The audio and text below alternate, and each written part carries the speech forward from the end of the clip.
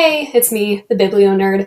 I've been really feeling romance recently. Not sure why. I'm definitely a mood reader. I'm willing to bet most of you are as well.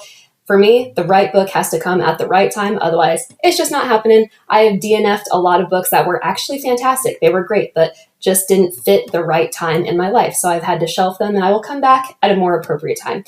I pulled all of the romance books that I read over the past 2 years, which only amounted to 12. My normal genre that I read is fantasy, but every once in a while I'm really feeling romance. So I'm going to go through the first 6 in this video, and then in another video I'm going to do the remaining 6.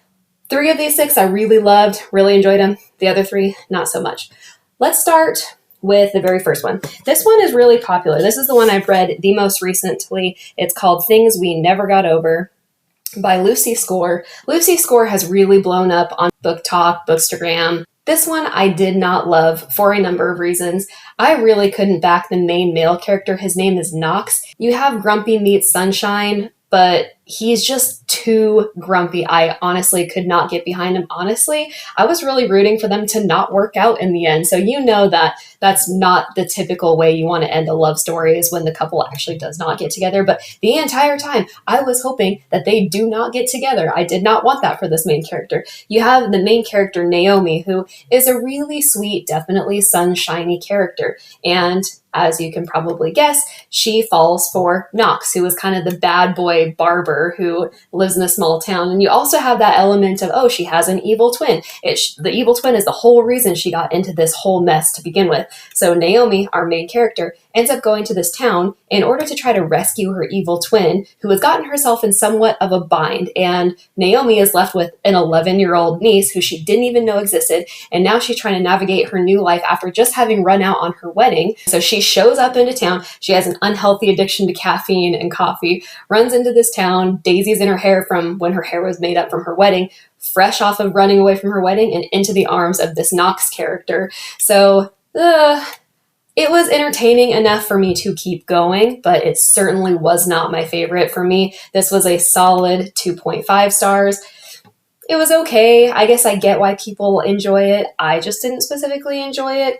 Yes, you have your element of romance. Yeah, I guess it was okay. But for me, I just really want to root for the main male character, and Knox is simply just too grumpy for me. Couldn't get behind it. Didn't really enjoy it. I think I'm probably done reading Lucy Score books, but we'll see. The next one I want to talk about is Love in the Time of Serial Killers by Alicia Thompson. I'll be honest, I bought this one at Target, 20% off, because I love the cover. That's no real reason to purchase a book, but I thought it sounded interesting. I enjoy true crime to some extent, but our main character here, her name is Phoebe Walsh. She is obsessed with true crime, and she ends up going to Florida for the summer to help clear out her childhood home with her brother, who is actually, I will admit, pretty charismatic. I did like her younger brother more so than I liked her. I didn't like Phoebe at all. I didn't find her relatable.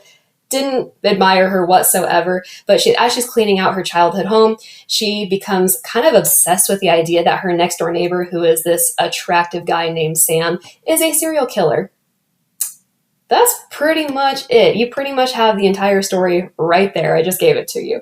But I don't know. It really wasn't all that entertaining. I really struggled to make any progress in this book. It took me a really long time. So the characters weren't really that lovable. There was certainly nothing special about Phoebe. I actually don't know why the neighbor was so attracted to her, but really, that's it. Solid, probably 2.5, maybe 3 stars if I'm feeling generous. Wouldn't necessarily recommend. Now this one, Out of Love by Hazel Hayes. Hazel Hayes, really cool name, by the way, but this book I actually really loved. I liked it way more than I expected, only because it is so different. Yes, it's a romance story, but it's actually told in reverse. It starts at the end. I'm not giving anything away or spoiling anything by saying that the main character starts the book with their breakup in the very end of the relationship. And then as the story progresses, it goes back in time to show everything that kind of unfolded throughout the relationship to bring it to the very bitter end. So it's a very painful story. I don't really know why I liked it, but I did like it. I thought the main character was really intriguing. She was very witty. I loved the way that she spoke. She's actually nameless, which is also another interesting part about this book. You don't typically see that, especially in newer novels, but it is very heavy.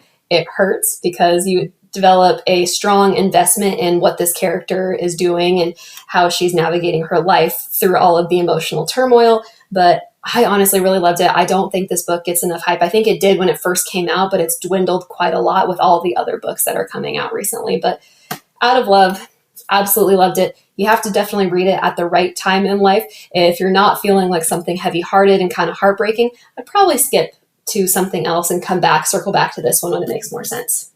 The Love Hypothesis by Hazelwood.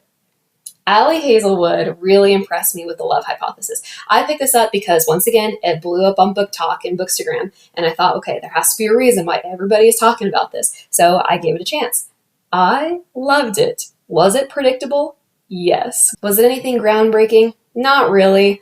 Very predictable, but also perfect in a way. I really loved the story that unfolded between Olive and Adam. You kind of have that opposites attract as well as the fake dating trope. So if you are into that, this is definitely a good one for you. Definitely contains a lot of spice, some very explicit scenes in this book. So just be prepared for that. If that's not really your thing, I definitely probably wouldn't recommend this one, but it is a very, very cute story. It's about Olive, who is a PhD candidate. She ends up putting herself in a position in which she has to pretend to date this professor named Adam. It's very cute, very lighthearted. You can probably read it in a couple of days, depending on how fast you read, but I definitely recommend this one. On the flip side, same author, Hazelwood, Love on the Brain. I hated this one. I really didn't like it at all. Didn't like the characters, didn't like the storyline. You have Bee and Levi, and oh my gosh, it's okay. It's like The Love Hypothesis, but so much worse. It's weird because it's so similar, but I really, really didn't like it. This one took me a very long time to read. I want to say it took me almost a month. Every time I picked it up, I really felt like I was forcing myself to read it. At the end of the day, I really probably should have DNF'd it, but once I start and get a certain percentage of the way through a book, I feel obligated to just plow through and get it done, check it off the list. I would not recommend this one to anybody, really. I just didn't enjoy it. Somebody had used a term to describe this book that I thought was incredibly appropriate, and they said that this book contained toxic feminism. I completely believe that, and I stand by that because that's exactly what it is. Bee pretends to be a very strong female character, but she is constantly in need of help by Levi. She is constantly a damsel in distress. So this whole idea that she's a strong female just kind of crumbles on every single step of the way throughout this journey. But you kind of have that academic rivals to lovers. It just really, really wasn't for me. Do not recommend. The last one I want to talk about is by Taylor Jenkins Reid. It's called One True Loves.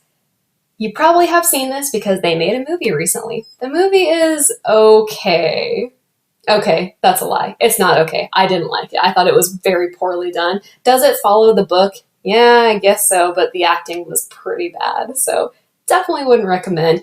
But you can watch the movie. I thought the book was absolutely excellent. You have Emma and Jesse, who are newlyweds, and unfortunately, and I won't give anything away, this is all featured on the back of the book in the synopsis, but Jesse and Emma are newlyweds, and unfortunately, he allegedly passes away in a helicopter accident. And so Emma is crushed, absolutely devastated, tries to rebuild her life, ends up a couple years later falling for a guy named Sam, who she actually knew in high school. So this is not some random dude. This is somebody she somewhat has a history with, but ends up going out with him, falling in love with him, only to find out that her husband, Jesse, actually didn't die. He survived that helicopter accident, was rescued from an island years later, and Jesse comes back with the expectation that they're going to resume their life. They're going to pick up exactly where they left off. Well, kind of a problem now because Emma is now in love and engaged to Sam. So that's all I'll tell you about this one. Absolutely loved it. 5-star read. There you have it. Those are the first 6 romance books I wanted to talk about from the past 2 years. On the next video, I'm going to talk about the other 6 and what I thought of them.